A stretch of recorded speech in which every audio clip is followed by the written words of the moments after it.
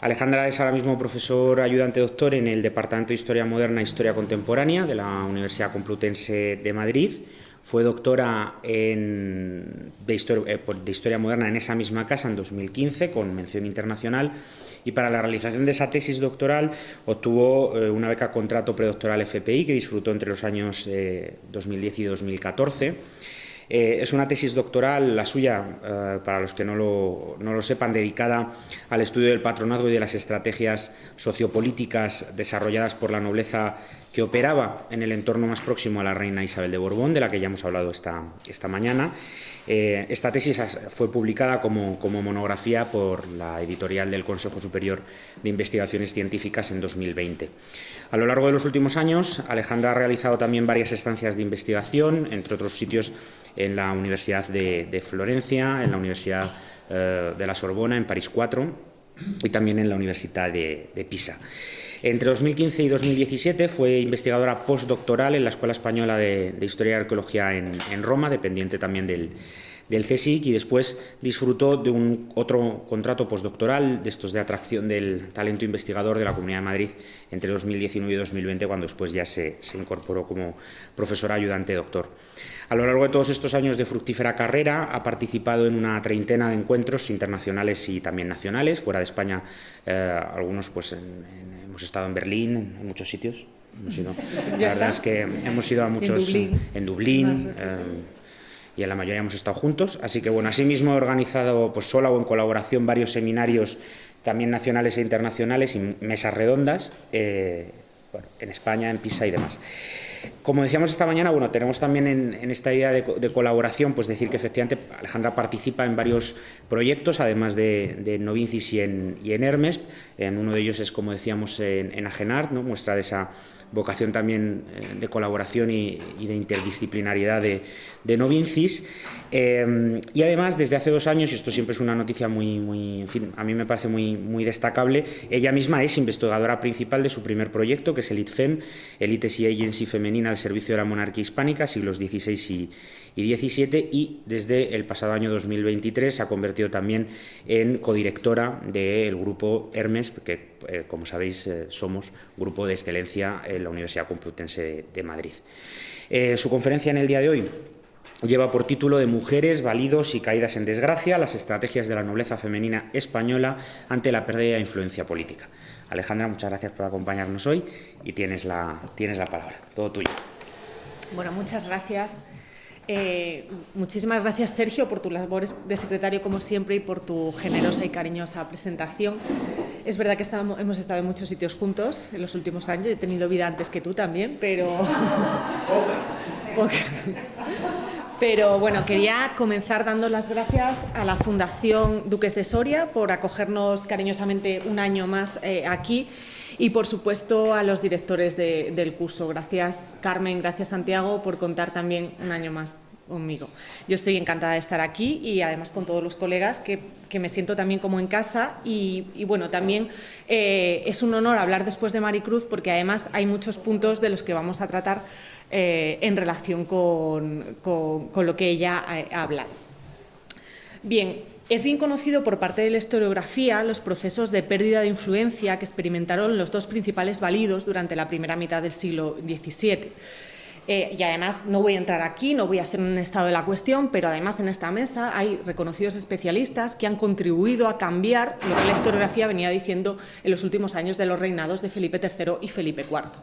El primero de ellos, que tienen ustedes en pantalla, Francisco de Sandoval y Rojas, primer duque de Lerma, gozó del favor del rey Felipe III desde su ascenso hasta lo que se ha denominado la Revolución de las Llaves, que tiene lugar en el otoño de 1618, y es cuando se produce su salida de la corte. Por su parte, el otro protagonista en pantalla, en este retrato magnífico de Velázquez y su taller, el conde duque de Olivares, Gaspar de Guzmán, fue el valido, la persona más importante de Felipe IV, también prácticamente desde el inicio de su reinado hasta su caída en desgracia en enero de 1643, lo que permite que todo lo que se ha llamado la primera parte del reinado de Felipe IV tiene la hegemonía, el protagonismo de Olivares. En un momento, pues ya sabemos, su caída se produce en un momento crítico para la monarquía hispánica, como ya hemos recordado con las rebeliones del 1640. No obstante, menos conocido es el proceso en el que se vieron inmersos sus familiares más próximos una vez que se produce la pérdida de poder por parte de ellos, constituyendo quizá un poco excepción el interés por los primogénitos. En el caso del duque de Lerma, recientemente, además en una tesis de la Universidad de Valladolid, sí se ha trabajado más al duque de Uceda, primogénito de Lerma, si bien no su continuador político, puesto que no era apoyado por su padre, pero que sabemos que junto a Fray Luis de Aliaga sí que se convirtió en una persona muy próxima a Felipe III en los últimos años de su reinado. Muy diferente es el caso del conde duque de Olivares, pues cuando se produce su muerte no le quedaba ningún hijo legítimo de los que había tenido con su única mujer, la condesa, sí, sin embargo, el hijo ilegítimo reconocido, el duque de Mairena, que fue reconocido en 1642, justo al mismo tiempo que Juan de Austria, y que, tampoco se conoce, no hay muchos más datos de él. Bien, es cierto que poco después de la caída de su padre, él también es obligado a abandonar la corte. Sin embargo, sorprende aún más cómo apenas han despertado interés las esposas, hijas, madres o hermanas de los validos. Si consideramos que en el antiguo régimen la familia era la cédula en torno a la cual se organizaba la sociedad y en el caso de la nobleza, además, el linaje estructuraba a sí mismo las líneas de acción y estrategias cuyo propósito era la búsqueda de ascenso social, pues no se extraña también que no se haya prestado atención a los miembros femeninos de estas familias.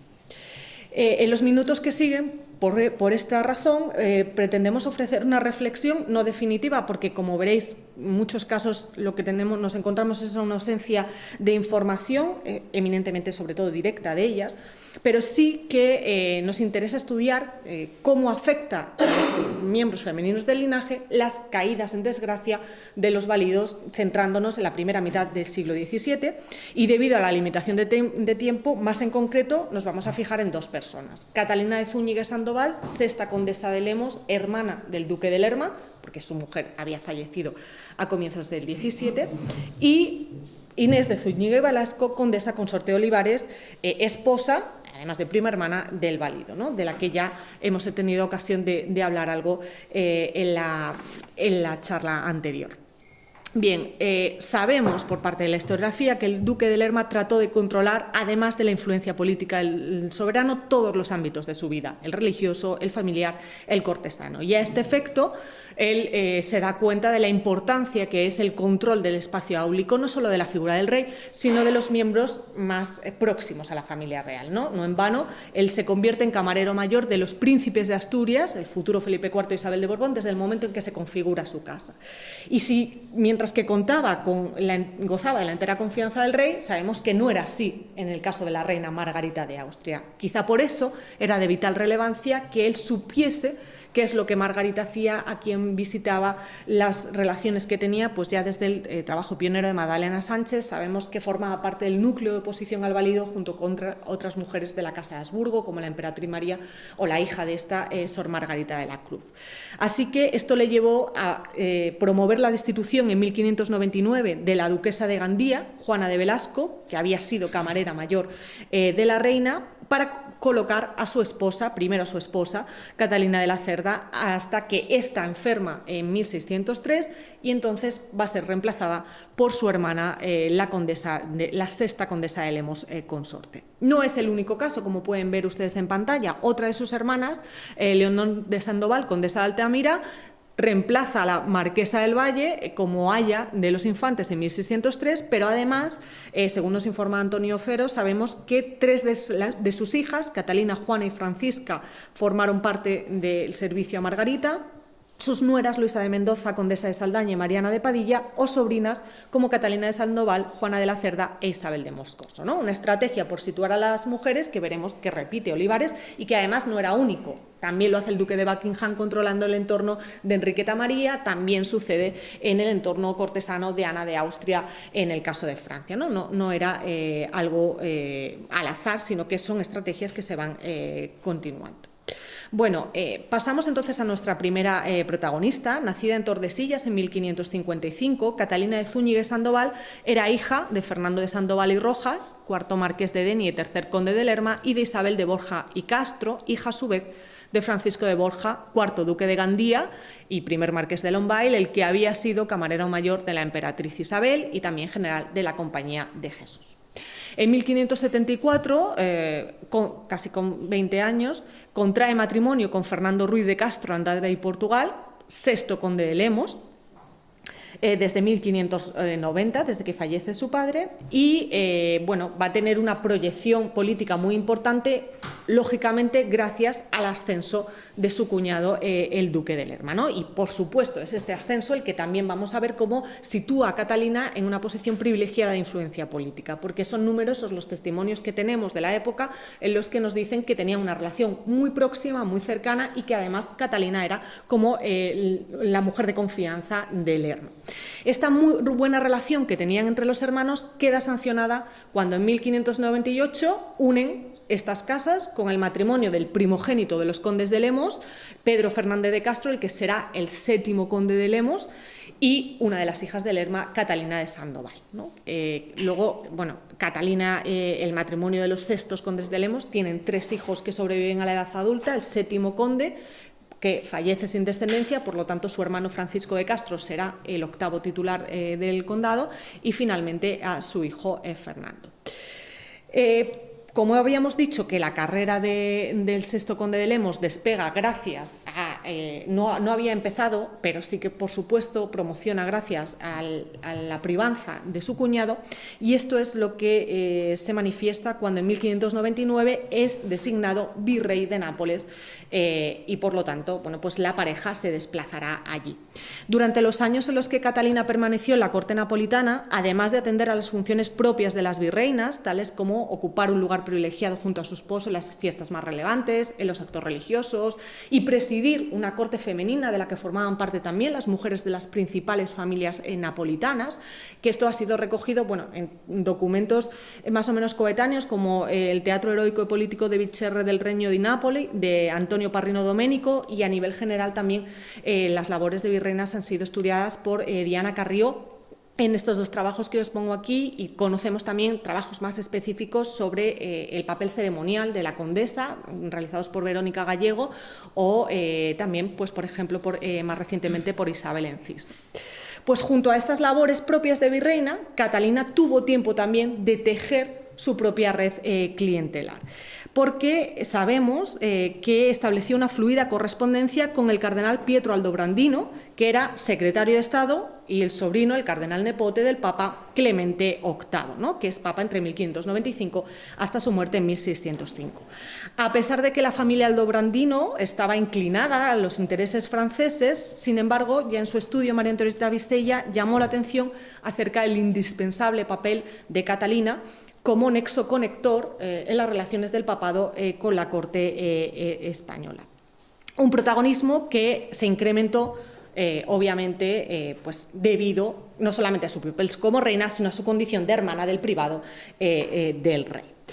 En esta correspondencia que hemos tenido ocasión de trabajar, la condesa se presenta como interlocutora privilegiada de su marido, pero como decía anteriormente, también de su hermano, ¿no?, del duque de Lerma. Y es muy frecuente como ella recuerda, siempre habla en plural, y el plural no siempre incluye a su marido y a ella, sino también deja muy claro que, pues como en este fragmento que les pongo, tiene también probada la merced que nos hace al conde mi señor y a mí y al marqués mi hermano. O sea, es como un bloque de intereses, y ella también se hace representante de, pues se coloca no solamente como virrey, esposa del virrey, sino como la hermana del favorito de Felipe III. Este es un fragmento que les traigo de una de las cartas a Aldobrandino, datada, bueno, son 2 fragmentos distintos, de 1601.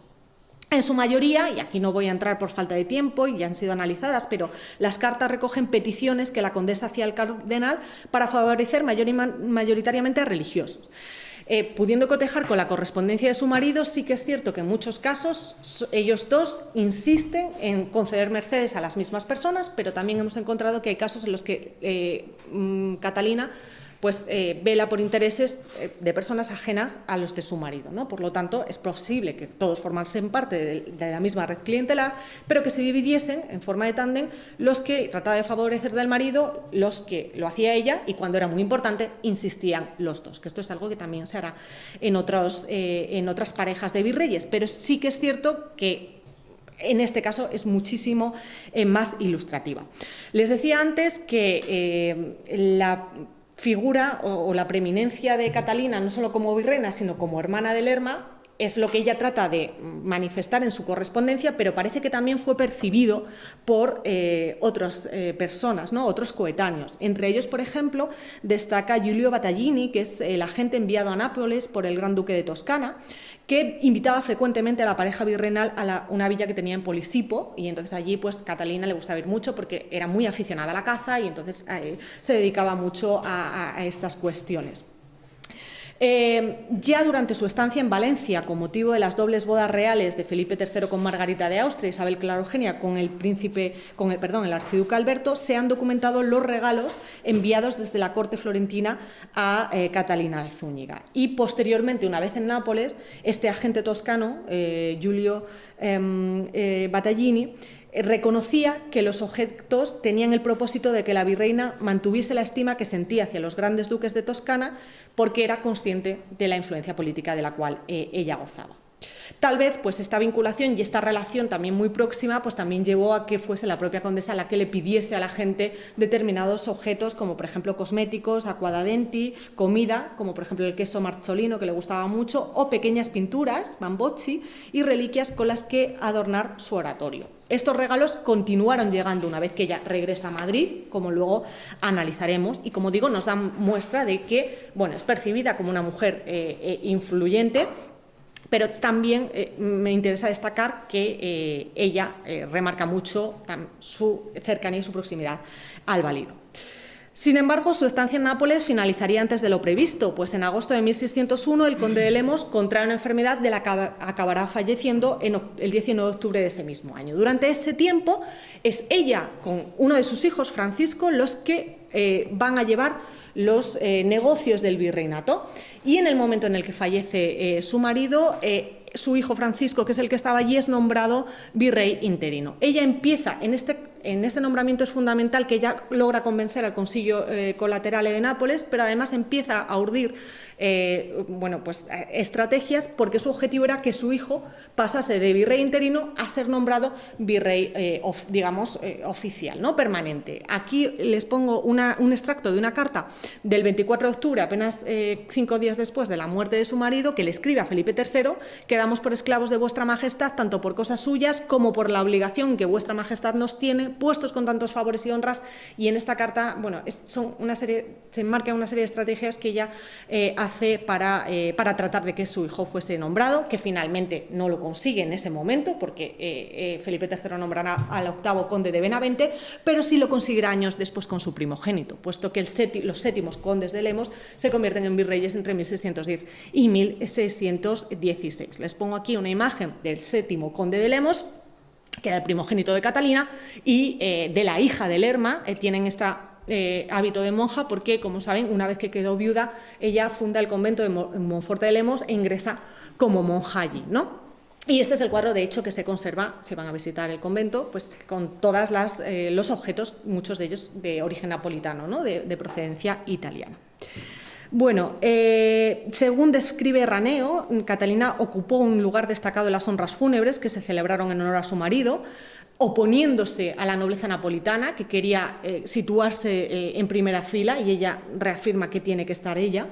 Y en su aparato funeral en el Esequies celebraten nella morte del conte di Lemos, vicerre del Regno di Napoli, de Giuliano Cesare Capaccio, este hombre destaca la prudencia y sabiduría de Catalina en materia de gobierno. Bueno, finalmente, 7 meses después de la muerte de su marido, Catalina abandona definitivamente Nápoles, y al poco de llegar a Madrid, unos meses después, asume el cargo de camarera mayor de la reina, ¿no? Que el puesto, bueno, todos ustedes lo saben, es el cargo de máxima responsabilidad femenina de la reina, solamente superada por el mayordomo mayor, que controlaba toda la casa, pero la camarera controlaba la cámara, controlaba a las mujeres al servicio de la reina, estaba permanentemente y continuamente junto a la reina, y además era la encargada de mantener pues las buenas formas, ¿no? Si se desmadraban las meninas o las damas pequeñas o las solteras, pues ella tenía que, digamos, supervisarlas y mantener el buen decoro que debía tener la monarquía hispánica. bueno, como digo, empieza un papel como camarera mayor hasta la muerte de Margarita de Austria en 1611. Durante estos años, la influencia de Catalina alcanza su punto álgido, como lo ponen de manifiesto, como les había dicho antes, los regalos que continúa recibiendo, por ejemplo, en 1603 de mano de Rubens, enviados por el duque de Mantua, Vincenzo Gonzaga, que ha sido estudiado por Eduard Goldberg, que también ha estudiado los intercambios de regalos toscanos a Lerma y a otros personajes de la corte de finales de la corte de Felipe II y Felipe III. Y 2 años después, en 1605, el jurista y diplomático Horacio de la Rena, al servicio de la corte toscana, envía al gran duque Fernando I de Medici una relación de su tiempo en Madrid como embajador titulada Relaciones de Greta del Ecose de la corte de España, en la que señalaba a las personas más influyentes de la corte. Y, por supuesto, aquí estaba la sexta condesa de Lemos. Esta influencia no desaparece, no parece que desaparece cuando empiezan las primeras voces y las primeras persecuciones al núcleo, a las hechuras de Lerma. Así, entre 1611 y 1618 mantuvo una comunicación epistolar con Antonio Caetani, que ha sido analizada por Paolo Periati. Antonio Caetani era nuncio apostólico en Madrid y sobrino del Papa Paulo V. Y bueno, pues cuando se produce la consolidación de la pérdida de poder de Lerma, que dio lugar a un enfrentamiento interno en el clan de los Sandovales, se han podido detectar 2 grupos de influencia, la liderada por el primogénito, el duque de Uceda y fray Luis de Aliaga, y otro grupo en el que estaba Lerma junto con su hermana, la condesa de Lemos, que primaban como heredero de Lerma al primogénito de Catalina, ¿no? Al 7º conde de Lemos, que es el que tenemos en pantalla. Bueno, cuando el 26 de marzo de 1618 Lerma se convierte en cardenal, los oficios de camarero mayor y caballerizo mayor del rey pasan a manos de su primogénito, el duque de Uceda. No obstante, este no consigue, en ningún aspecto consigue igualar a la influencia que tenía su padre, tampoco consigue monopolizar el espacio palatino. Y esto lo entendemos porque Lerma y su hermana intentan promocionar como camarera mayor de Isabel de Borbón a la hija del privado, a Catalina Gómez de Sandoval, la que tienen ustedes en pantalla, que sin embargo no lo consiguen precisamente por la oposición de su hermano, el duque de Uceda. Aquí empiezan a barajarse muchas opciones. Una de ellas era la condesa de la Torre, que era prima de Lerma, que había ido con Ana de Austria y se había establecido, cuando Ana de Austria es nombrada reina de Francia, en la corte de París, y que Alain Hugon ya en su libro la desvela como una mujer que lo que hacía era escribir continuamente, diariamente a Lerma para contarle lo que sucedía en el entorno femenino de Ana de Austria. Es posible que no consiga este nombramiento porque se ha producido ya en el 19 la caída de Lerma, pero también, como apunta el propio agente toscano, era un castigo porque a ella se la culpabilizaba de las malas relaciones que las españolas habían tenido en la corte de París, ¿no? Fruto de esas malas relaciones pues es la expulsión de los servidores de Ana de Austria, que tiene como respuesta la expulsión de los franceses de Isabel de Borbón, ¿no? Pero bueno, parece que no es que había problemas efectivamente de protocolo, pero porque los franceses no respetaban el protocolo español, ¿no? Ahí había una cuestión de fondo que era deshacerse efectivamente del servicio castellano. Sin embargo, 10 días después, la condesa de la Torre es nombrada dueña de honor, por lo tanto, bueno, no se le da la camarería mayor, pero sí un puesto en la corte, al servicio de la reina. Por lo tanto, a pesar de que era una persona muy próxima a Lerma, se mantiene en el espacio palatino. Circulan más rumores sobre la posible huerta de la marquesa del Valle, incluso de la condesa de Lannoy, que había sido camarera mayor de Isabel, había venido con ella, la francesa, y se había tenido que ir, pero finalmente quien se llevará el título será Victoria Colonna, la hija del héroe de Lepanto Marco Antonio Colonna y hermano del cardenal Ascanio Colonna, cuarta duquesa consorte de Medina de Río Seco, ¿no? Que además estaba emparentada con Uceda, porque en 1612 su hijo, el noveno almirante de Castilla, Juan Alfonso Enrique de Cabrera, había contraído matrimonio con la hija mayor de Uceda. Este nombramiento podemos entender que suponía el debilitamiento de las clientelas de Lerma, acontecimiento acrecentado con la marcha del 7º conde de Lemos de la corte y la insistencia de que dejase la presidencia del Consejo de Italia, fomentado por Uceda y Aliaga. Sin embargo, Felipe III tampoco permite que la nueva alianza Uceda-Aliaga controle el entorno, el espacio palatino. Así entendemos la decisión, por ejemplo, de que Catalina continuase ejerciendo como camarera mayor de la infanta María. Es decir, ha fallecido Margarita de Austria en 1611, pero ahora ella va a ser nombrada la camarera mayor de la hermana, no de la reina, pero sí de la hermana del rey. Por lo tanto, aquí se mantiene, ¿no? La falta de información nos impide aquilatar correctamente cómo logró sobrevivir a los vaivenes cortesanos. Sabemos, por ejemplo, que no asistió acompañando al séquito de la infanta María cuando ésta partió el 22 de abril en 1619 junto a su hermano Felipe y a Felipe III a Lisboa, para que Felipe fuese jurado príncipe heredero, ¿no? Este es el viaje en el que Felipe III enferma de gravedad. Pero es cierto, sabemos que fue Mariana Enríquez quien desempeña el oficio de camarera de la infanta, pero también es verdad que a estas alturas Catalina contaba 64 años y es posible que no fuese por decisión propia o por cuestiones de salud. No debemos verlo como una pérdida de influencia. En 1622 fallecía su primogénito, el séptimo conde de Lemos, sin descendencia. Su segundogénito se convierte en el octavo titular y desempeñó desde 1616 hasta el 22 el virreinato en Sicilia. Bueno, ¿qué pasa después, con posterioridad a Catalina? Bueno, pues pocos datos tenemos. Sí que sabemos que a la altura de 1626 seguía siendo una mujer influyente, o al menos a la que visitar. Algo que deducimos de la visita que realizó el cardenal Barberini durante su estancia en Madrid, que miren cómo se refería a ella.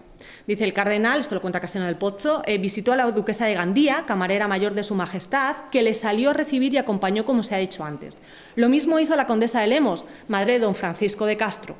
Esta llegó a acompañarles solo hasta la puerta que desemboca en una de sus salitas, pero al recibirles, sin embargo, sin compañía de dos de sus matronas y del provincial de los padres capuchinos. Son las dos viejas, pero esta parece decrépitas. Las dos viejas son la duquesa de Gandía y la condesa de Lemos. Bueno, yo creo que más o menos en estos años, claro, rozaba los 70 años, ya para la época una edad avanzada, pero además, bueno, es que es letal. Hay otros comentarios que ya verán que tenía, bueno, la pluma afilada, desde luego.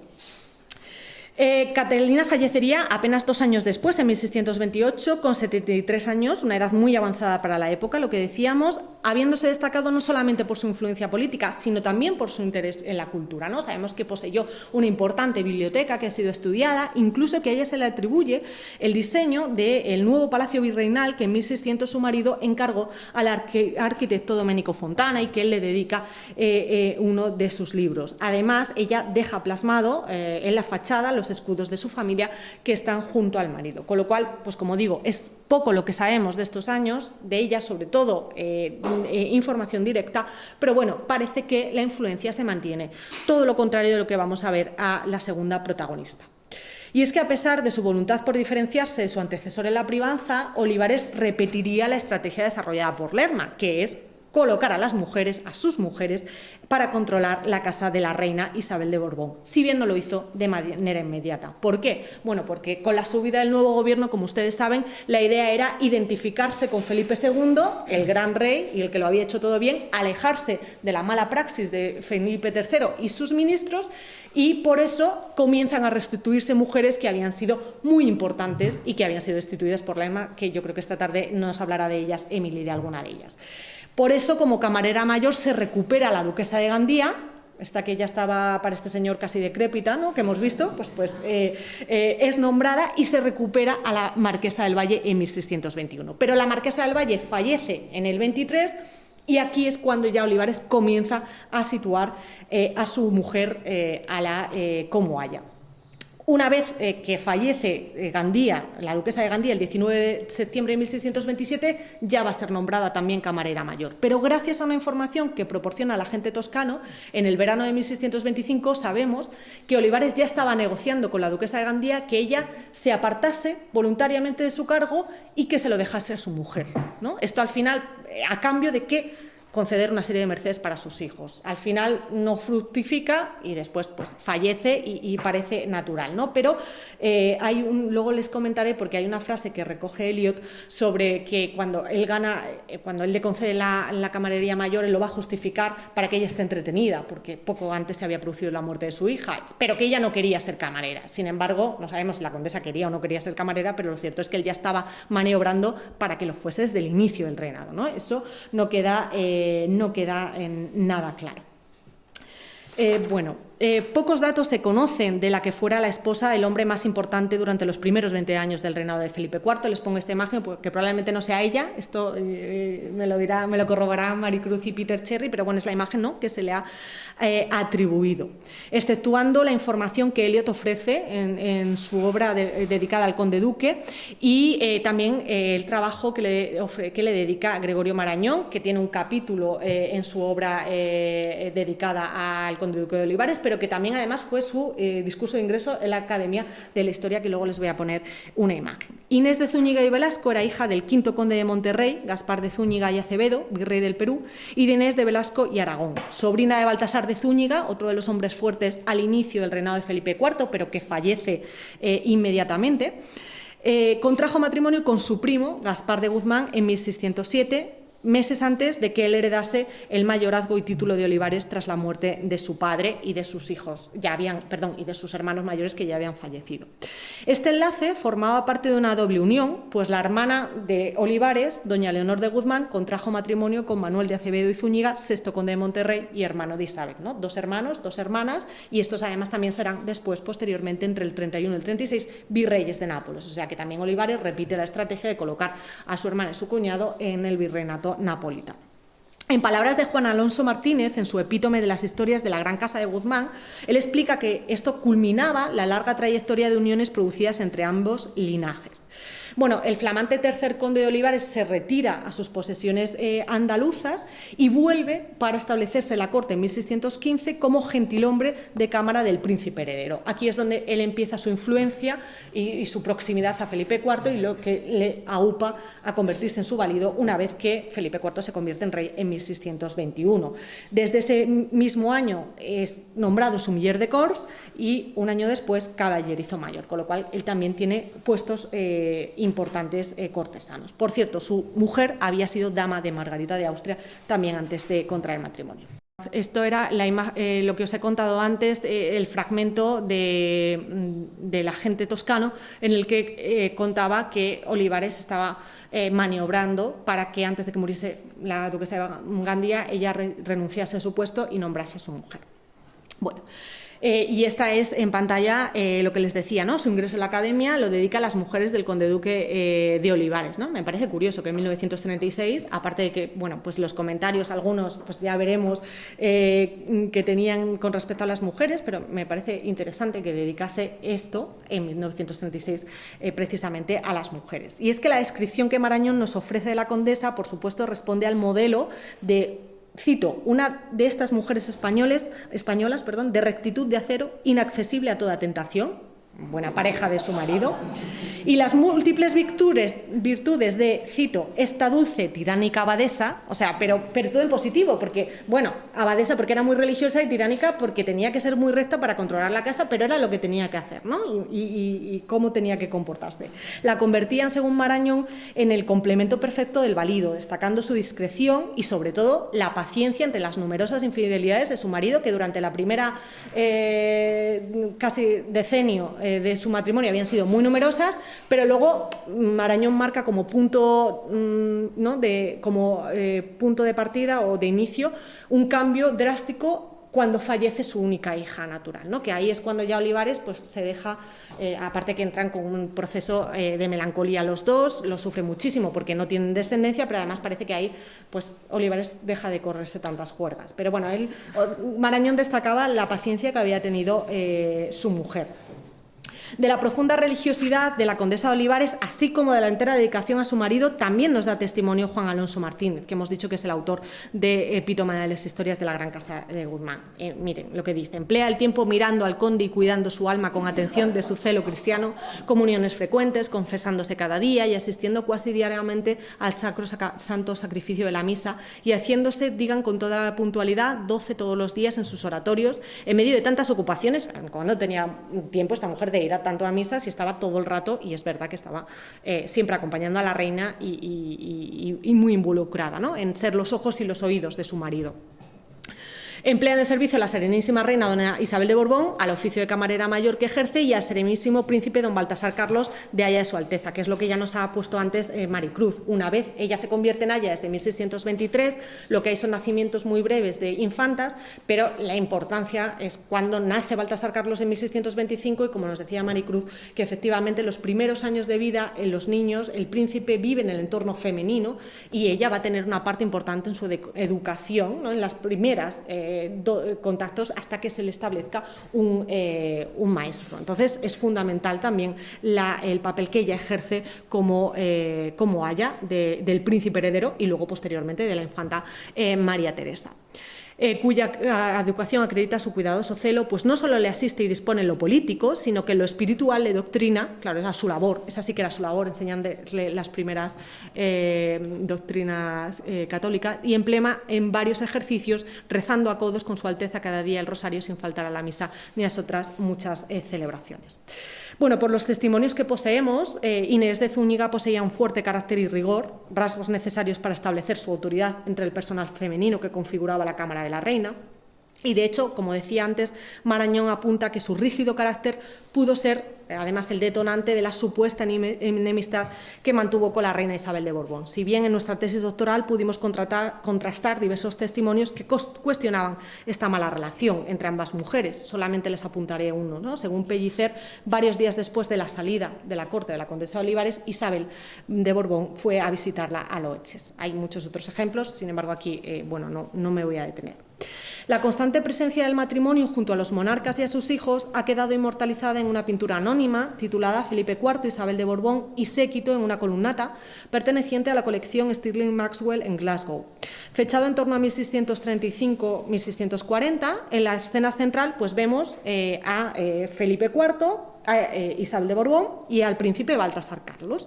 Y el valido, que se encontraría en la nave lateral izquierda, mientras que su esposa está situada en el lado derecho, acompañada por una niña que, según Hilary McCartney, podría tratarse de su hija María, ¿no? De la única hija que ellos tienen que alcanza la edad adulta. Tienen 3 hijos, 2 de ellos, Alonso e Inés, mueren al poco de nacer, a los primeros años, y su hija sobrevive, muere muy joven, pero sí que sobrevive. Según la descripción que ofrece Cassiano dal Pozzo cuando la visitó en 1626 junto al cardenal Francesco Barberino, María era non molto dissimile dalla madre magra, piccola e non molto bella. Bueno, pues pequeña, muy parecida a su madre, ¿no? Pequeña, delgada y no muy bella. María fue menina de la reina desde el 1 de enero de 1622, por lo tanto estuvo bajo también la vigilancia de su madre en el mismo espacio, permaneciendo bajo el cuidado de ella hasta que en enero de 1625 contrae matrimonio con Ramiro Pérez de Guzmán, segundo marqués del Toral. Sin embargo, pues como les digo, es una vida frustrada, su propia vida la pobre, porque fallece en julio de 1626 durante la estancia además de Barberini, tras dar a luz. Da a luz una niña muerta y pocos días después muere. Como les decía antes, John Eliot recoge como el conde duque le transmite a su primo, el marqués de Leganés, que su mujer había aceptado el nombramiento como camarera mayor, algo que él no había pretendido, no que va, con el fin de mantenerse ocupada y mitigar así el dolor por la muerte de su hija, ¿no? Es un profundo desgarro para los dos, parece los testimonios que tenemos, como les digo, pues la juventud, por morir tan joven y porque era la única hija que tenían. A la altura de 1626 era muy poco probable ya que la condesa, que hemos visto que había nacido, si no me equivoco, en 1584, fuese a volver a dar a luz. Él siempre lo deja en abierto, ¿no? De hecho, en las capitulaciones matrimoniales siempre la nombra heredera temporalmente, y si naciese un hijo varón, lo que pasaría, pero no parece muy probable que a la altura de 1625 la condesa tuviese más descendencia. En cualquier caso, siempre queda este episodio abierto. Bueno, como les decía, desde su posición en la corte como camarera y como Haya de Baltasar Carlos, gozaría de una enorme influencia, y precisamente durante la estancia de Barberini también tenemos alguna información sobre su permanencia continua junto a la reina. Aquí les leo: fuimos al salir al apartamento de la reina, custodiado por alabarderos. Tras la sala pasamos por 2 o 3 cámaras decoradas con tapices que no se pudieron apreciar porque era ya muy tarde, y de ellas se llegó a una galería donde el frente principal se encontraba la reina bajo baldaquino, y a un paso de separación de ella a su lado la condesa de Olivares, con la infantita al cuello, a la que distraía con algunos sonajeros de plata. Es 1626, todavía no es camarera mayor, pero sí es aya, y esta infantita a la que se refiere es María Eugenia, que había nacido el 21 de noviembre de 1625, que falleció en 1627, pero que en este momento tenía aproximadamente 6 meses, ¿no? Y que siempre, en varios momentos, siempre estaba en brazos de la condesa, vaya, porque era una niñita muy pequeña. Por supuesto, la posición de Inés cambiaría radicalmente tras la destitución de Olivares el 17 de enero de 1643. Las numerosas relaciones antiolivaristas informan que, al enterarse de la inminente marcha de su marido, la condesa trata de hablar con el rey, pero este rehúsa atenderla, y entonces supuestamente Inés acude a la reina, ¿no?, para que intercediese en su favor. A lo que la reina respondió, cito: condesa, lo que ha hecho Dios, los vasallos y los malos sucesos no lo puedes hacer el rey ni yo. El problema es la contaminación que nosotros tenemos, porque todas las fuentes que nos hablan de este momento son fuentes antiolivaristas. Por lo tanto, obviamente Olivares era el demonio que había hechizado al rey durante estos años, y también se culpabiliza muchísimo a la condesa diciendo que tenía un maltrato y humillaba asiduamente a la reina, y que la tenía como una esclava, ¿no?, y que la reina se había alegrado muchísimo tras su destitución. A esto se añadía un peligro, y es que, aunque Olivares se va, ha apartado de la corte, abandona la corte, acepta la destitución que le presenta, que no es la primera vez que le había presentado, pero en ese momento Felipe IV la acepta, pero sin embargo su mujer y su hijo, el que ya había reconocido, siguen en la corte. Y esto da lugar a muchas especulaciones, porque muchos cortesanos pensaban que si ella no se había ido, es que Olivares iba a volver, que quizá iba a estar unos meses, y existía la posibilidad. Por eso empieza a crearse también una opinión que presione para lograr la salida de la condesa, por supuesto de su hijo natural también, pero fundamentalmente de la condesa. En este ambiente, el embajador de Módena contaba que un día que los monarcas salieron de palacio, un hombre entregó un papel al rey que rezaba así: pues habiendo hecho lo más, gran señor, haced lo menos, que es echar de entre los buenos esta vieja que va detrás, ¿no?, en clara alusión a la condesa de Olivares, que iba en la comitiva siguiendo a los reyes y al príncipe. El 26 de enero, el embajador florentino Octavio Pucci informaba en una carta cifrada que, según los rumores, la condesa no permanecería mucho más tiempo en palacio, pues no gozaba del apoyo popular, ¿no? Sin embargo, sí que se mantiene meses, a pesar de todas estas noticias. El agente florentino continuaba comentando que algunos opinaban que, con lo que les he dicho, ¿no?, su permanencia en palacio se debía a la estima del rey, pero que las presiones de muchos en la corte forzarían a enviarla junto a su marido. Por su parte, el embajador modenés aventuraba que el motivo real radicaba en que la condesa hacía las veces de Celestina entre Felipe IV y un amante que había dado luz a un hijo del monarca, lo cual explicaría además el desprecio que la reina sentía hacia ella. Pero, como les digo, tampoco tenemos más datos que permitan aquilatar toda esta rumorología, ¿no?, que circulaba por la corte. No se equivocaban los que auguraban su marcha, si bien, como digo, la consorte resistiría algún tiempo. Se especuló que la definitiva salida estuvo muy relacionada con un real decreto de Felipe IV emitido el 12 de junio de 1643, en el que informaba al mayordomo mayor de la reina, el marqués de Santa Cruz, que a partir de entonces su heredero gozaría de casa propia por hallarse en edad de apartarle del cuarto de las mujeres. Que la casa de Baltasar Carlos se configurase después de la destitución del valido ha dado credibilidad a los rumores que apuntaban la postura contraria de Olivares a que el príncipe abandonase la casa de la reina. No es descabellado suponer que Isabel estimase oportuno que su hijo tuviese casa propia, especialmente después del reconocimiento de Juan José de Austria como hijo natural del rey, quien ya gozaba de ella. O sea, esto es claro, ¿no? Y además, pues Baltasar ya tenía 14 años y ya tenía edad de tener una casa propia. Desconocemos si el establecimiento de la casa del príncipe supuso el primer paso para alejarlo de la condesa Olivares. Lo que es cierto es que el 3 de noviembre Inés de Zúñiga salía de palacio para no volver. Aunque en principio se creyó que era uno de los frecuentes viajes que hacía a Loeches para visitar a su marido, Pellicer señaló extrañado que 3 días antes la condesa había recibido una carta de Felipe IV. Ese día estuvo llorando y, después de pedir licencia a la reina para acudir a visitar a su marido, partió acompañada de la marquesa de Mairena, nuera de ella y de Olivares, de Isabel de Ledesma y del secretario de Isabel de Borbón. Una vez allí, la condesa avisó a la reina que no regresaría y el jueves, el día siguiente, le enviaron sus ropas. Su destitución ha sido considerada por algunos historiadores como la confirmación de la pérdida de poder de Gaspar de Borbón, lo que llaman la segunda salida de la corte, ¿no? La primera sería con el propio Olivares, la segunda, ya la definitiva, la salida de su mujer y de su hijo.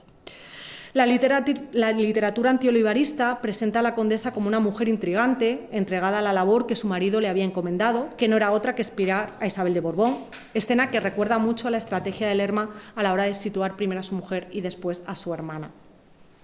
La imagen de la condesa se identificaba así con la de su esposo, representando ambos la antítesis de la reina heroica Isabel de Borbón, que también toda esta literatura atribuía que ella había conseguido la destitución de Olivares. Y así lo creía gran parte de la gente, pues según cuenta Pellicer en sus noticias, cuando el 16 de noviembre de 1644 la reina acudió a las descalzas, un grupo de niños gritaba «¡Viva la reina y la condesa de Olivares!», lo cual demuestra que gozaba de la misma antipatía que su marido. Si bien apenas hemos encontrado documentación, sí contamos con la correspondencia que Olivares mantuvo con Inés y con su antiguo secretario Antonio Carnero. En ella se pone de manifiesto de manera evidente la voluntad de Felipe IV porque la condesa permaneciese al inicio en su cargo como muestra de confianza que seguía depositando en su antiguo privado. El que durante tantos años fuera mano derecha del monarca mostraba los primeros meses preocupación por el futuro de su esposa, ¿no? Antes, cuando él ya ha salido de la corte, pero ella todavía sigue, ¿no? Y dice, mi mujer, Dios la guarde, aunque con su valor ordinario y aliento queda no buena, en efecto, señor Carnero, como si hubiéramos tenido una vida muy descansada y ociosa, nos ha dejado nuestro Señor para la vejez, trabajos y penas, así nuestras como de aquellos a quienes queremos bien y debemos querer. Y bueno, luego fruto de esta correspondencia en la que Antonio Carnero le va poniendo al día de todas las habladurías de la corte y de todas las acusaciones contra él y contra su mujer, él también escribe enfadado. A mi mujer no le he dicho ni una palabra. Habla de una conjura que se había producido en esos momentos para expulsarla. He tenido un papel suyo con este hombre y está del todo arreglada. Y dice que la deje a ella capitular, que lo mejor es que hagan desafueros y que es menester no mostrarles cuidado nada, sino mostrarles brío, quiébrame el corazón, una tan buena mujer y afrenta a ella como una ramera. O sea, la están tratando fatal, están jugando. De hecho, hay una parte de la correspondencia de Inés que le dice a su marido, dice, tú fíjate lo que me han propuesto, puedo seguir la corte si yo me ingreso como monja. Ya está, todavía seguía estando casada, ¿no? Ellos estaban pues muy dolidos, obviamente, por la situación. El 30 de mayo, Olivares reconocía que había perdido toda influencia sobre Felipe IV y que su única esperanza era que su sobrino, Luis de Haro, intercediese en favor de la condesa, pues estaba convencido de la determinación de Fray Juan a expulsarla de palacio. Como demostró Santiago Martínez Hernández, ya en 1643 muchos consideraban en la corte que Luis de Haro se perfilaba como sucesor del conde duque en el valimiento. La condesa respondía a una de las cartas de Olivares el 2 de junio, lo que les decía, comunicándole la solución que alguien había sugerido para permanecer en palacio, que tú te hicieses caso del mal siguiendo el camino del duque de Lerma y yo monja. Inés era consciente de la naturaleza de esta propuesta y dice, cito, lo primero no me ha hecho asombro, porque siempre he reconocido que quieren que nos hagamos reos nosotros mismos, pero tampoco he de salir si no es que el rey me despida. Y proseguía, quiero que sepa todo el mundo cómo se me paga el haber criado un príncipe de España tan sin voluntad más que a su padre, y tan en temor de Dios como se debe, y con la salud que Dios ha sido servido de detalle, tan sin merecerlo yo. Bien mío, si alguna tramoya de estos llega ya, sabe que yo no tengo de salir sin que me echen, y que si alguna devoción he tenido en esta vida se me ha borrado con esta proposición, estando cierta que guardándote Dios 1000 años, después de sus largos días, no he de ser monja después, porque Dios quiere que sea defensa de tus huesos, pues las personas que siendo tan tontas como esta, dicen que es menester hacer tan desatinada propuesta. No sé cómo tengo juicio para escribirte según me hallo de lastimado el corazón, ¿no? Aquí bueno, también dice yo no seré monja porque voy a serte fiel aún después de tu muerte, pero sobre todo, ¿no?, el dolor. Y es interesante también, conectando con lo que antes proponía Maricruz, que yo creo que esto en el debate general puede suscitar también, aquí claro, ya Isabel de Borbón bueno, fallecerá después, pero luego lo que les va a quedar también, ella como apela al futuro de la monarquía, no apela a que he servido a la reina durante muchos años camarera mayor, no, es que yo he educado al príncipe, al que va a ser rey de España. Entonces aquí también es interesante, yo creo que juegue también con esto y que no aluda tanto a la reina, alude en otras ocasiones, pero no así, ¿no? Y esto también me parece interesante destacar. Bueno, tras estas desgarradoras palabras de la condesa, que tendría tendría que soportar poco después su salida de palacio y destierro del conde duque a Toro, las noticias desaparecen prácticamente tras su salida del Alcázar. Después de la muerte de su marido en Toro el 22 de julio de 1645, lo poco que sabemos es que Inés debió hacer frente a una serie de pleitos por la sucesión del condado de Olivares hasta que falleció en septiembre de 1647, siendo enterrada en el convento de Loeches junto a su marido y a su hija. Solo me queda, para no pasarme más de tiempo, pues hacer algunas reflexiones al hilo de lo que ayer empezaba Carmen preguntando, ¿no?, como hilo vertebrador de este seminario, hasta qué punto el fracaso es fracaso, dónde empieza la recuperación. Bueno, yo creo que aquí los dos ejemplos son diversos, porque creo que se manifiesta muy fácilmente cómo la condesa de Lemos sobrevive a su hermano. Si bien es verdad que pudo alcanzar mayor influencia que no alcanzó por su caída, pero ella no pierde influencia en la corte, al menos no deja de ser detectada por las personas, sobre todo por los embajadores de otras cortes, como una persona con influencia, y se mantiene. Probablemente porque ella es capaz de tejer otras redes, no solamente amparadas a la de su hermano. No quedaba su marido, ya había fallecido muchos años antes, pero ella se sostiene, ¿no? También tenía un hijo hijos que estaban sirviendo al monarca en distintos puestos, ¿no? También el octavo conde será también embajador en Roma y Venecia, me parece, o sea que es una trayectoria que sigue. Sin embargo, Inés estaba atada única y exclusiva o mayoritariamente a Olivares, y la caída de él significa su propia caída. Podríamos decir justo, ¿no? Pero lo que estaba claro es que hasta que ella no se fuese, la gente no podía respirar tranquilo de que se había acabado la era de Olivares. No tenía tampoco hijos que pudiesen suceder el hijo reconocido de Olivares, que no era de ella, ¿no? Entonces, es verdad que los momentos son diferentes, la situación de 1640 políticamente es muy diferente a la situación de 1618-21, pero creo que son dos casos de mujeres que están en el punto más álgido, ¿no?, en la cúspide social, por su proximidad al valido, una hermana, pero porque el valido no tenía mujer, y una propia mujer, con estrategias yo creo que bastante similares, con fortunas distintas, y luego aquí podríamos barajar la posibilidad de también, pues en el caso de Inés, fallece muy poco después de la propia muerte de su hermano, no es como Lemos, que sobrevive bastantes años a Lerma.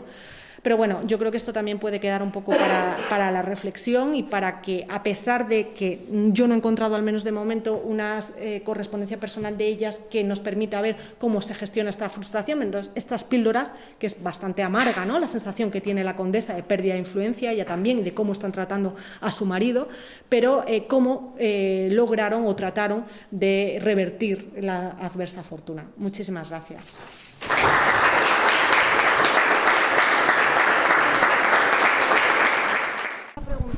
¿Podrías ahondar un poco más en la relación, entre la condesa de Olivares e Isabel de Borbón? Porque yo creo que en el caso de la sexta condesa de Lemos con Margarita de Austria, una de las cosas que hace que ella sobreviva es que su buena relación con Margarita de Austria le ayuda a, como comentabas tú, a tejer unas redes que luego le permitan sobrevivir en este panorama cortesano. Entonces, si pudieses ahondar un poco más en una relación afectiva, quizá, entre la condesa de Olivares e Isabel de Borbón, yo te lo agradecería mucho. Para ejercer comparativas, sobre todo. Bueno, realmente yo tampoco he podido desvelar qué grado de relación tenía, porque el testimonio escrito no me lo ha permitido. Sí que es cierto que las pocas noticias que yo he desvelado contradicen la idea de toda la literatura olivarista que habla de una enemistad. De hecho, hay desde el inicio, ¿no?, determinados detalles. Por ejemplo, un caso de la reina que se opone a que una dama sea elegida copera. Se opone firmemente, y en realidad detrás de todo eso estaba que esta dama era amante de Olivares, que además estaba peleando por sus favores con Filiberto de Saboya en esos momentos, y pues la condesa todavía no era camarera mayor, pero no quería bajo ningún concepto que esta mujer fuese designada copera, porque era pues la amante de su marido. Y es Isabel la que se opone, fundamentalmente. No sirve para nada, porque va a ser nombrada copera, porque lo decide el rey, pero a mí, bueno, yo lo interpreté como un gesto quizá de empatía y bueno, de solidaridad, porque a priori no tenía ninguna mala relación esta dama con la reina. Luego hay otros casos en los que antes de ser camarera mayor, por ejemplo, un día llega un regalo de los grandes duques de Toscana, que es una cama para dar a luz, ¿no? Para cuando la reina diese a luz. Y ella está emocionada cuando le traen, porque es una cama de piedras preciosas, y lo primero que hace es llamar, que venga la condesa, que lo vea la condesa, antes de la Juana de Velasco, que era su camarera y que estaba por allí, ¿no? Estaba en el Alcázar, en otra habitación, pero ella dice, ay, que venga la condesa a verlo, que venga la primera. Bueno, son píldoras. Y luego hay un episodio de un problema de protocolo que tienen la Margarita de Saboya, la prima de Felipe IV, con Olivares, que ella no quiere sentarse, no quiere que en el carro vaya la condesa de Olivares, y la reina defiende a la condesa de Olivares. Y ya estamos hablando de 1640, 41, una cosa así. O sea, que yo las pocas noticias que tengo no me hacen pensar que haya una enemistad. No puedo decir que haya una amistad plena. No puedo decir que era su favorita, no lo era. Eran otras, ¿no? Como María de Benavides, que era su dueña de honor, y después la condesa de Paredes.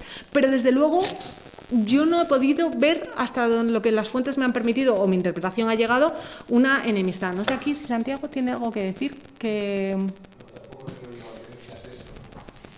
él también conoce muy bien. Eso, ¿no? Como la historiografía tradicional va alimentando esto para que parezca que los entornos femeninos eran una caja de cangrejos.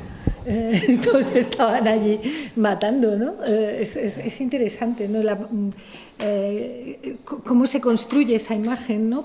Que de alguna manera desvirtúa cualquier imagen positiva que se pueda tener de esos entornos, ¿no? Y luego me ha llamado mucho la atención lo de la copera, es decir, ella no quiere, ella tampoco, pero llega el rey y la nombra copera, es decir, se acabó. Es decir, que esa supeditación de los entornos finalmente a la voluntad del rey, lo que tienes que hacer es intentar ganarte la voluntad del rey desde esos entornos femeninos, si no, no hay mucho que hacer. Y luego es que es así. Que, con respecto ahora que me estoy acordando, llama la atención que en los últimos años finales, precedidos ya la caída, los meses previos, sí que prolifera muchísima rumorología del embajador de Módena, de Toscana, que también se hace eco, de muchos ejemplos de mala relación, pero es que durante los 20 años anteriores estos embajadores no habían contado absolutamente nada de esto. Ellos se están nutriendo de los rumores, pero también había una intencionalidad por esparcir estos rumores. Entonces lo empiezan a contar en el 43, pero no antes, porque antes no hay referencias a una mala relación. Entonces a mí es un poco lo que me hace dudar bastante, la verdad. Ya digo, no, tampoco hay ejemplos, o sea, casos y testimonios que permitan decir, bueno, pues es una relación. Sí que, sin embargo, por ejemplo, hay testimonios de embajadores que la reina tenía resquemor hacia Olivares, sobre todo por las correrías nocturnas del rey. O sea, que también le guardaba porque el rey se iba con Olivares, ¿no? Ahí sí que lo recogen desde los primeros años 20. Pero con respecto a su mujer, solamente empiezan a aparecer en torno al 43.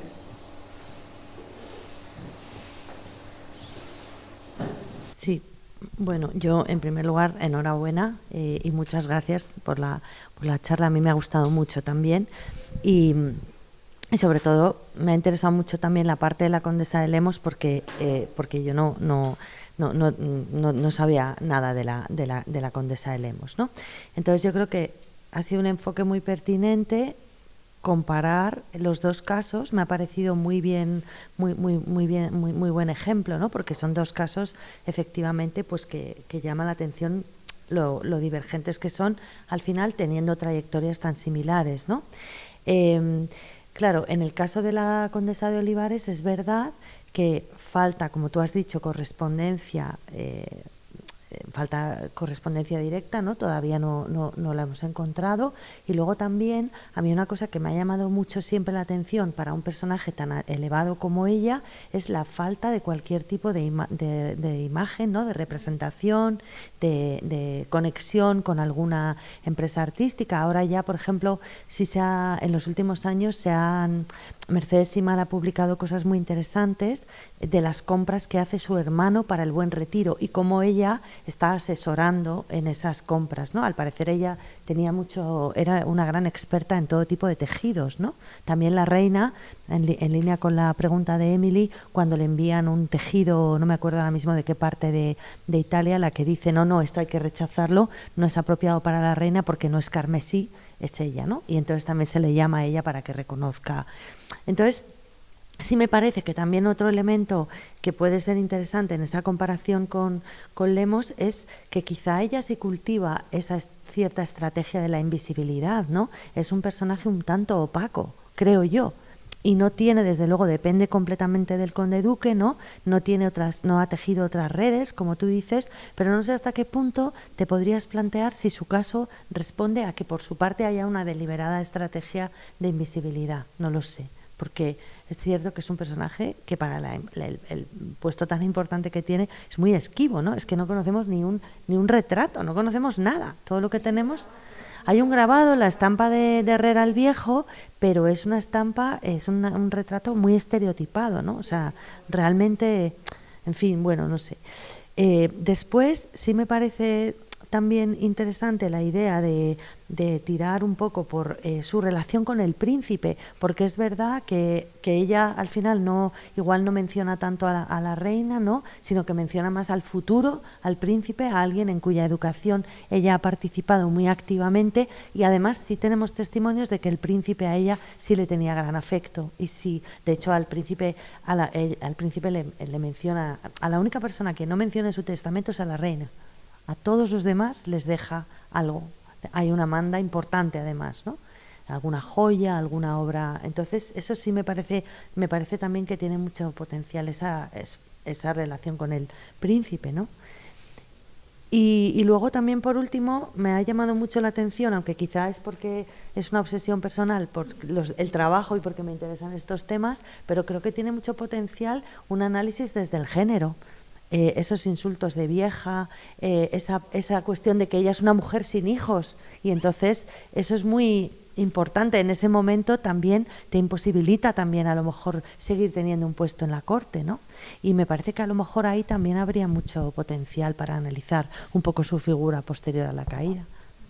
No sé, son ideas que se me han ocurrido mientras te escuchaba. Agradezco porque efectivamente yo nunca había pensado en la estrategia de invisibilidad. Siempre había pensado que es documentación que no se ha conservado. También, bueno, pues en Alba es poco lo que se conserva de Olivares. Entonces pienso más por ahí. Siempre he pensado más por ahí, no que fuese una estrategia propia, porque luego en Palacio tampoco es que aparezca mucho, pero sí que es claro que hay vinculación también a ella. El problema es que van en un pack.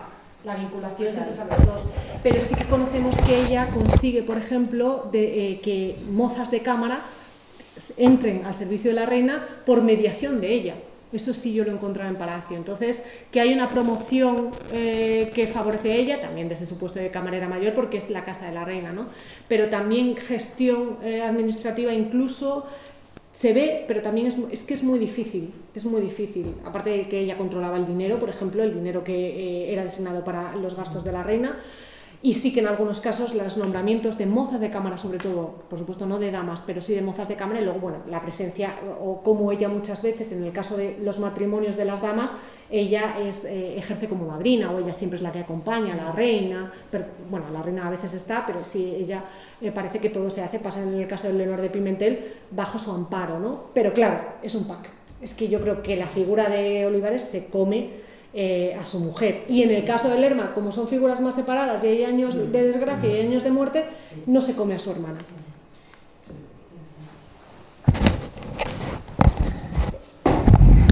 Uy, va.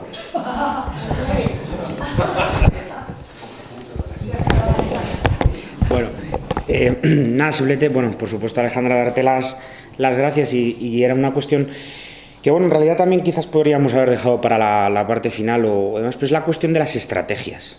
Ya sabéis que yo, que soy muy de lo de los conceptos, es que, o sea, yo creo que también lo oíamos al principio con lo que nos comentaba Maricruz, o sea, yo creo que pecamos, yo el primero, de una excesiva dependencia de la palabra estrategia, los modernistas. Y es verdad que es un tema sobre el que merece la pena tener una reflexión, porque, por ejemplo, en algunos aspectos yo creo que está demostrado que es contraproducente para las cuestiones que tienen que ver con las mujeres. Porque, por ejemplo, ¿no? una estrategia supone que hay plan, que hay planificación, que hay visión de conjunto y que hay proyección. Y es un poco complejo construir, en mi opinión, al individuo exclusivamente a través de la idea de la estrategia. Porque, por ejemplo, eso en el caso de un matrimonio supone que tú como historiador acabes invisibilizando a la mujer en muchos aspectos. En muchos aspectos sí, porque la estrategia, tú ahora mismo la acabas de cerrar así, se acaba hablando de... Claro, pero es decir, y por ejemplo, yo creo que también es enriquecedor que no tengamos tanta dependencia de explicar todo a través de estrategias, porque está la parte de los lenguajes políticos, que yo creo que son importantes, y las culturas políticas en las que están insertas estas personas. Y esa perspectiva no la podemos perder de vista, porque yo creo que en muchos aspectos es más enriquecedor, porque es verdad que cuando somos tan dependientes, o sea, no todos lo podemos explicar como una estrategia. Claro, o sea, es el problema porque además, claro, estrategia también tiene un contenido muy actual, que es esto de proyección, pues casi como cuando tú dices ahora tienes una estrategia de carrera, una estrategia de visibilización, decís una estrategia de invisibilizarse. Pero hay una estrategia de linaje que se ha venido abajo por la caída de desgracia. Pero todos los linajes tienen esa estrategia, entonces eso no es una estrategia, es una cultura política. Porque no todos pueden, o sea, no todos... ¿Sabes lo que te quiero decir? O sea, es que todos tienen la misma estrategia. O sea, la promoción social no es una estrategia. No. Es una cultura política. Mantenerse en el punto donde está una vez que se produce la caída de desgracia. Sí, eso sí, pero yo creo que también es importante explicarlo en la lógica, dijéramos, estructural que tiene esto. Que no solamente puede ser entendido estos individuos, creo yo, a partir de decir, bueno, es que tienen una estrategia para hacer esto. Pero es que eso a veces a mí me genera algún tipo de problema. ¿Pero puedo contar una cosa Sí. muy rápidamente, puesto que he utilizado la palabra Sí, estrategia? no, yo también. Solamente desde el campo que me compete, digamos. Yo creo que en su caso sí que hay una estrategia, no sé si Peter estará de acuerdo. O sea, ella es que es un personaje que su marido lo representa a Velázquez 1000 veces y sin embargo en su caso no. O sea, yo creo que ahí sí que hay algo deliberado de invisibilización. Es muy improbable, yo creo que no sucede en casi ninguna corte, ¿no? Que no conozcamos, es que no conocemos el rostro de la condesa de Olivares. ¿Y de cuántas otras camareras hay? Pues, por ejemplo, bueno, pero por ejemplo en Lemos sí que hemos visto... Pero aparece con vestimentas de monja ya retirada en las clarisas, ¿no? Bueno, pero... Más allá de los retratos... Tenemos de la mujer de Lerma. Pero por ejemplo... De la sexta condesa yo no conozco. Pero por ejemplo del periodo previo tenemos muchísimos retratos que son de personajes importantes que no sabemos quiénes son. Pero ¿no? ¿cómo se representa una Pero en camarera? época de Felipe IV ya no. ¿Cómo se representa físicamente una camarera? Porque el mayordomo mayor o sumiller se aparece pues, con las espuelas, la vara, hay algún símbolo específico, los sentidos de la cámara aparecen con una llave. Las camareras formalmente no tienen ningún tipo de elemento simbólico visual que las identifique como tales, ¿no? Sí, tiene que haber una convención, un cargo o algo para que se representara y a la vez una ocasión. Es que ese retrato de Berlín, ¿quién es esta señora, no? Sí. Es que es verdad que viene de Italia, es que es exactamente, estilísticamente hablando, ¿no? Exactamente igual que la doña Antonia Peñarete del Prado. Es exactamente igual, no solo en el vestido, pero en la manera de pintar, ¿no? Él vuelve, los Peñarete, es una antigua cliente de Velázquez, pero son olivaristas, obviamente. Pero esta señora, ¿quién es? Es que ya, el famoso cuadro del Pollock, de la colección Pollock de Escocia, está documentado ese cuadro. Es que está en una colección no es ni cortesano, es un señor que lo tiene registrado en su inventario, como Juan de la Corte, que lo es, y no es ni cortesano ni nadie importante, o sea que es un señor que colecciona Juan de la Corte y tiene 8 Juan de la Corte, pinturas de él, incluso este. Entonces estos son estereotipos, ¿no? Pero claro, parte de los personajes como Olivares, la reina y todo esto, parten ya de otros retratos, pero a lo mejor no hay para la condesa. Entonces es un personaje ahí a la derecha sin facciones de ninguna persona, es un estereotipo total, ¿no? Entonces es curioso queremos un retrato, pero claro, a lo mejor nunca existía. Los camareros existen en las meninas. Sí, pero en el caso de estos cuadros, quizá el propio lugar que ocupan un espacio retratado, como es el caso de las meninas, donde aparecen las dos damas de la infanta asistiéndola, y luego los guardadamas, puede ser eso que sea a través de esa dimensión visual. En este caso del cuadro, a mí me llama la atención la discrepancia cronológica, porque si aparece Baltasar Carlos, que nace en el 29, no puede aparecer María, que muere en el 26. Salvo que hayan decidido ubicarlas en el mismo cuadro, obviando esa diferencia cronológica, ¿no? Y tampoco hay ninguna infanta viva hasta el año 38, que nació María Teresa, no hay ninguna, más allá de los 2 años de María Eugenia, pero está muerta en el 27, antes de nacer Baltasar Carlos.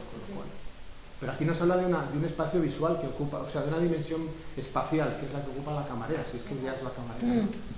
Varios pasos por detrás de la reina. Si entendemos, claro, entendiendo que según la interpretación de Hilary, entendiendo que es Olivares, ella es la camarera. Eso no puede ser, es que sí. Claro. Pero este sería el único caso, ¿no?, de construcción visual que salgan así los dos, que se sepa. Que yo conozca, sí.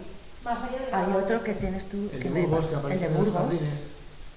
El de Burgos. Sí, cierto. De Burgos también es Ahí aparecen Y también. aparece Baltasar Carlos, ¿no? Pequeñito, Sí, a la derecha. Está pescando a la derecha. Sí. Es un estanque, sí. Y ahí está también Isasi, probablemente. Y está también la condesa Olivares más atrás, en esas mujeres de detrás.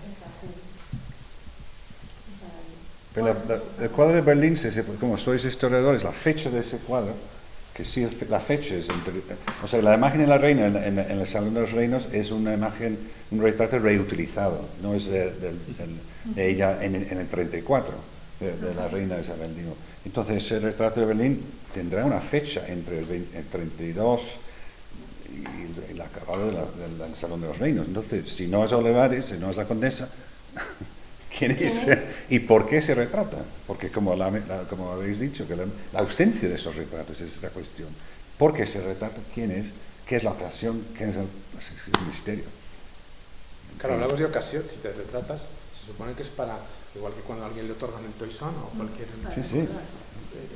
Y el cuadro de...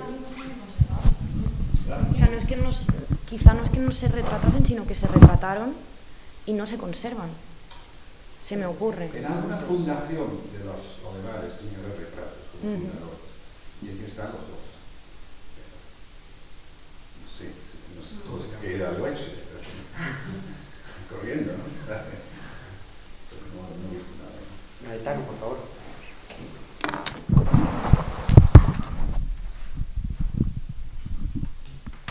Muchísimas gracias, Alejandra, por tu presentación, muy interesante, que para mí es especialmente interesante en la parte que se refiere a la condesa de Lemos, que yo he conocido, he estudiado por la parte napolitana y he aprendido mucho e entiendo mucho mejor ahora alguno de la forma como ella se mueve en Nápoles, como tú lo has presentado dentro del marco comprensivo de su trayectoria. Por otra parte, como ya mencionaste, Domenico Parrino, habrás visto que de hecho ella es la última virreina por 10 años, porque solo con la llegada del cuñado, el séptimo conde de Lemos, pasa el momento del séptimo conde de Lemos, llega una figura de virreina tan importante como había sido ella, porque ni el conde de Benavente ni la etapa en que él, como lugarteniente del reino, el octavo conde de Lemos, el Francisco de Castro, tienen a su lado figuras tan importantes.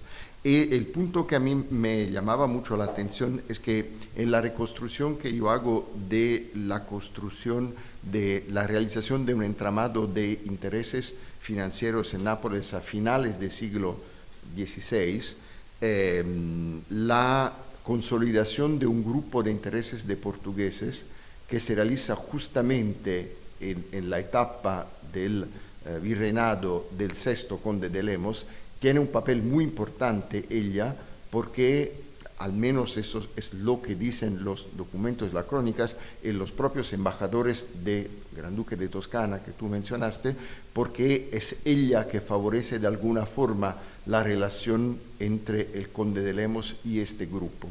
Entonces es una figura que dentro de la transformación de los equilibrios de poder en Nápoles a final del siglo XVI, comienzo del siglo XVII, tiene una posición muy, muy importante y que, repito, entiendo ahora mejor después de haberte escuchado.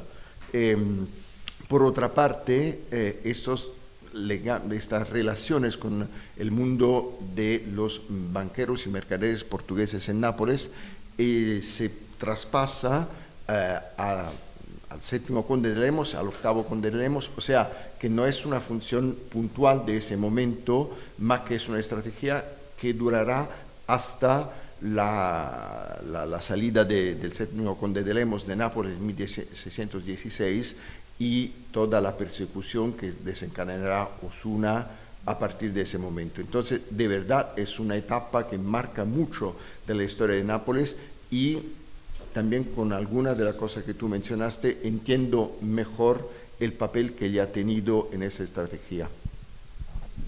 Pues muchísimas gracias, Gaetano, por lo que me dices, porque no tenía conocimiento de este lado, a mí como mediadora en los núcleos económicos. Y de eso hay documentación, o sea, al menos se refiere bastante explícitamente a esto. Lo comentan como un hecho que está claramente conocido por todos, no es nada de secreto. Por otra parte, ese personaje, que será Miguel Vasa, que haré mañana una rápida referencia, era muy imprudente, o sea, que tampoco le beneficiaba mucho a los virreyes la relación con él, pero él la hacía muy manifiesta, muy explícita. Sí, claro, para los historiadores afortunadamente.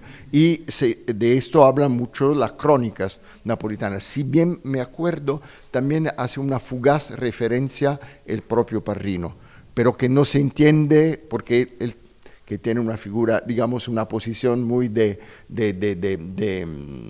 digamos así, de protección de la memoria de los Lemos, nunca dice nada en contra de ellos, así que es una referencia que se entiende solo si se sabe mejor, pero esto lo voy a averiguar. Muchísimas gracias. Bueno, pues si os parece, como luego vamos a tener más tiempo también para cerrar la discusión, pasamos a la siguiente de las intervenciones.